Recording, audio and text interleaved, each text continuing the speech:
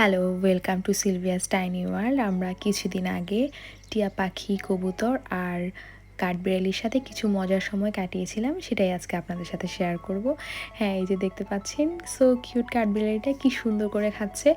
আর আমার কাঠবিড়ালির খাওয়াটা খুবই ভালো লাগে। ও যখন সামনের দুটো হাত বা পা যাই বলি, সেই দুটো দিয়ে খুব সুন্দর করে খায়। আর পছন্দের খাবার নিয়ে গেলে তারা গায়ে উঠেও খাবারটা আপনার কাছ থেকে নিয়ে যাবে। কাঠবিড়ালির পরেই হচ্ছে আমরা দেখলাম যে টিয়া পাখি। আর এই পার্কটার স্পেশালিটি হচ্ছে এই টিয়া পাখি। আর এটা হচ্ছে সেন্ট জেমস পার্ক। এখানে টিয়া পাখিগুলো গাছে থাকে, খাবার নিয়ে গেলে আপনার কাছে এসে খাবারটা খাবে। আপেল তাদের খুব পছন্দ, এই যে আপেল গাছে লাগানো ছিল।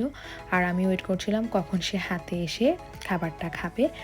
আর সে খুব চালাক ছিল, টুক করে এসে সে একটা আপেল নিয়ে চলে গেল।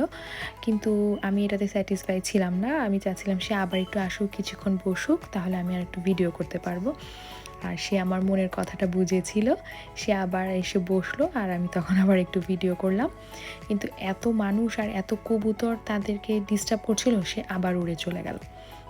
আবার উড়ে এই গাছেই ছিল, কমপক্ষে 8-10টা টিয়া পাখি গাছে ছিল। এত ভাল লাগছিল দেখতে। বিকালটা খুবই সুন্দর হয়ে গেছিলো ওই দিন ওদের সাথে সময় কাটিয়ে। আর তারপর হচ্ছে এই যে কবুতর, ওরা তো মানে খাবার পেয়ে কাঁধে, ঘাড়ে, মাথায় সবখানে অবাধে ঘোরাফেরা করছিল। আর নিচে যে হাঁস দেখতে পাচ্ছেন, তারাও খাবারের কিছুটা ভাগ পেয়েছিল। আর ওদের টিয়া পাখির পছন্দের খাবার ছিল আপেল আর হচ্ছে সূর্যমুখীর বীজ।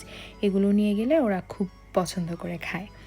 আর ওই দিন এটাই ছিল আমাদের পার্কে তাদের সাথে সময় কাটানো। টাটা, বাই বাই, আবার দেখা হবে।